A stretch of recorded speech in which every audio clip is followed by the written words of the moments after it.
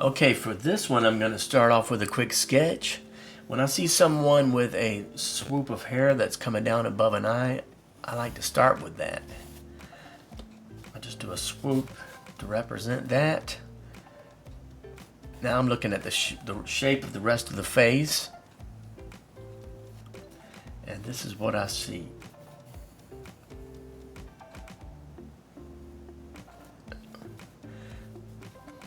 I don't know what you would call that shape, maybe a teardrop shape, sort of. Actually, it's almost like an arrowhead shape. Now I'm going to do the shapes for the rest of the hair. I'm just doing an outline.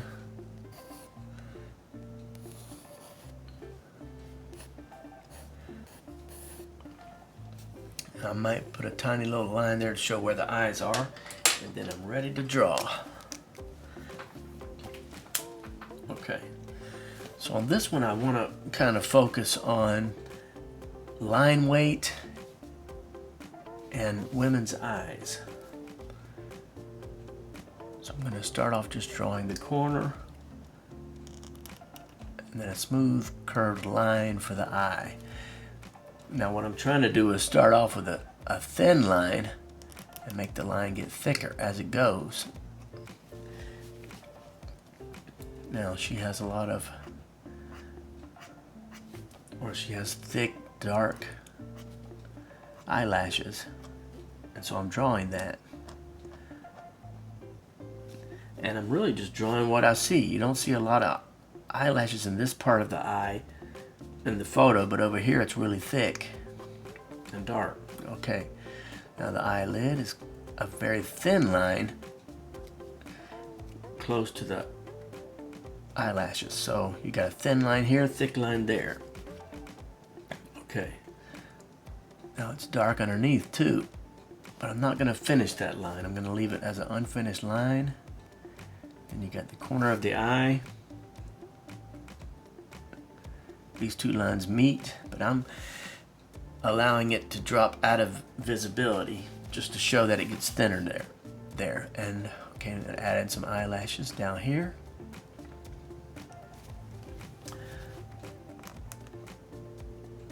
Now we're drawing the iris, and really the iris, it starts off thick here, it comes down thin.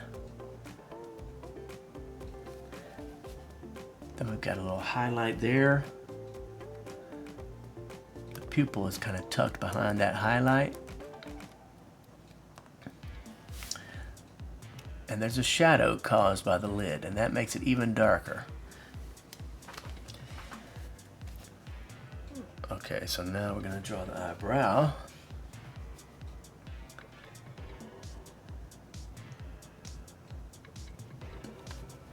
Basically, I'm looking at the shape of the eyebrow, and I'm just kind of drawing a framework for it.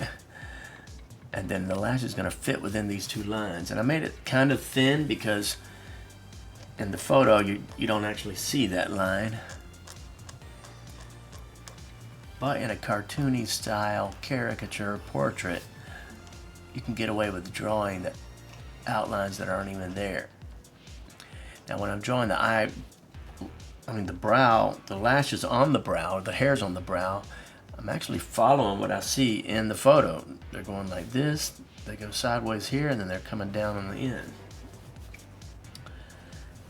A little mark for the bridge of the nose. And now the other eye. Start with the corner. And this dips behind the hair, so I'm not going to finish it there.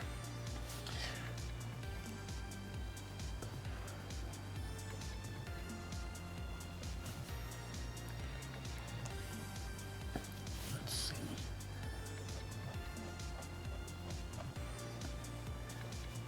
I'm leaving that undrawn, if that makes sense. I'm leaving that not drawn because the swoop of hair comes down over it. Now we're going to draw the eye on this side. I'm trying to do the same thing. It kind of starts off thick because it's coming from that shadowy area. Little highlight, pupil,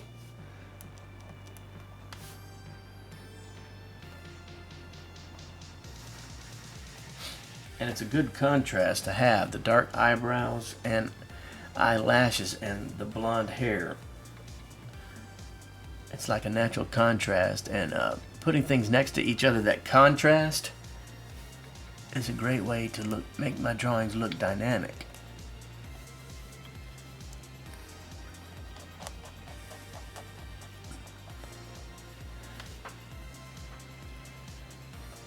Hopefully this ends up looking like her. She kind of has like a bump in the middle of the nose, but if you draw hard, dark lines around that, it's going to look like crap. Excuse my language. But if you maybe make some very light lines, it could work out. This is like a dimension line, and then that's the bottom of the nose. It's kind of rounded. You see how I started the line thin, I got thick in the middle, and then thin on the ends. The nostrils are there.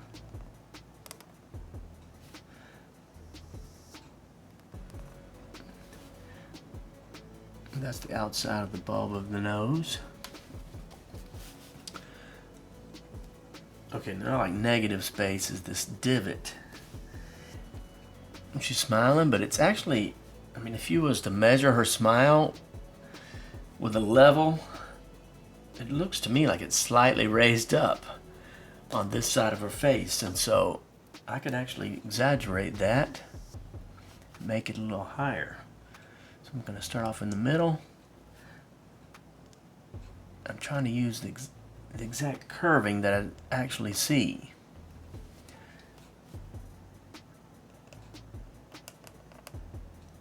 Going a little higher on that side. I'm going to add a little divot where there's a little wrinkle, a smile wrinkle.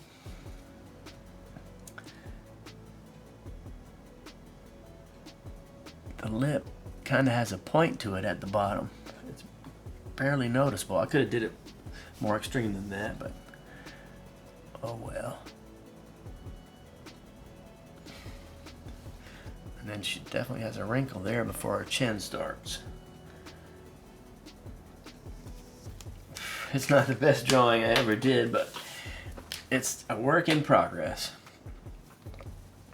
So I can see from the sketch and looking back at the photo that I drew the sketch with the chin too far down. So I'm gonna I'm not gonna follow that sketch. Once again, you'll see I started off thin, I got thick, and then thin again. Another thing I like to look at is the corners of the jaw and where it lines up with the lips. In this case, the corners of her jaw kind of line up below her lip. Sometimes you'll see them line up higher. So more or less where I drew them is close to it. And there's more of an angle here than what my sketch shows.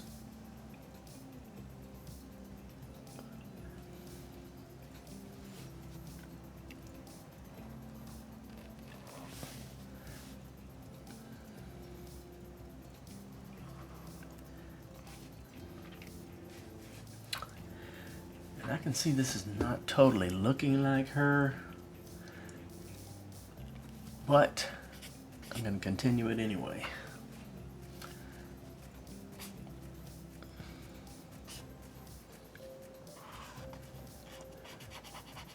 And I messed up this side of the neck, but I will fix it. Okay, now this is my favorite part to draw, is the swoop.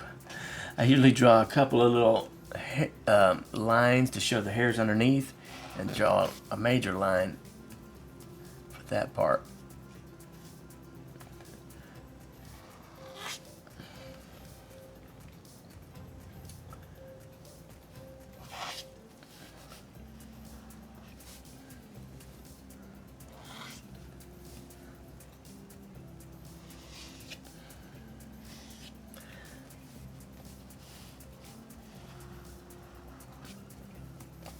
Right. Let's see. Yeah, I don't know what I'm doing. I'm kind of wanting to stick with the photo. So with the hair, I'm thinking of it as a noodles, shapes of noodles, almost like lasagna noodles. And this would be one noodle shape. But then there's one behind it for the back of her head.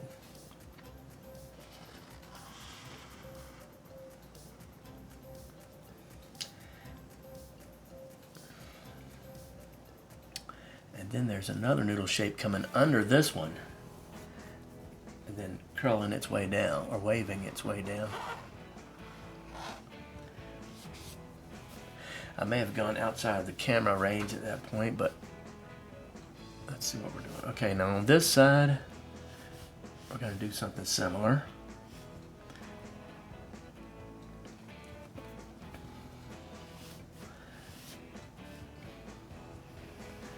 This is like the inside of those hair shapes. This section here,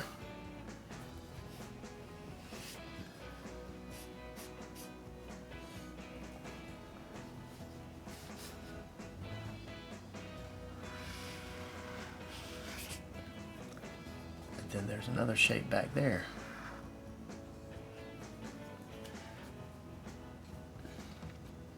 And I can fix this by just bringing the hair to cover that part of the neck that I messed up.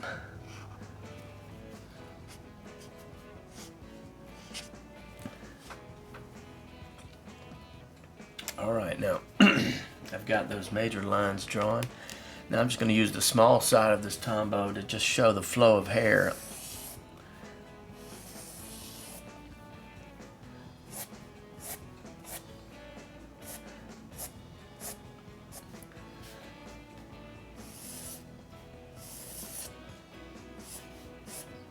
Now I'm trying not to build like a ladder. I heard one teacher called it avoiding the ladder. So if all your lines are perfectly spaced, it's boring. But if I draw a couple lines here, a line there, it's more interesting to the eye.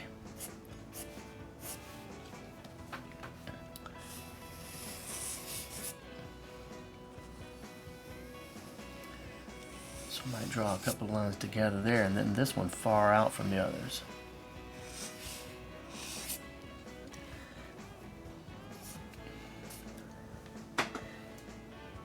I think that's got it.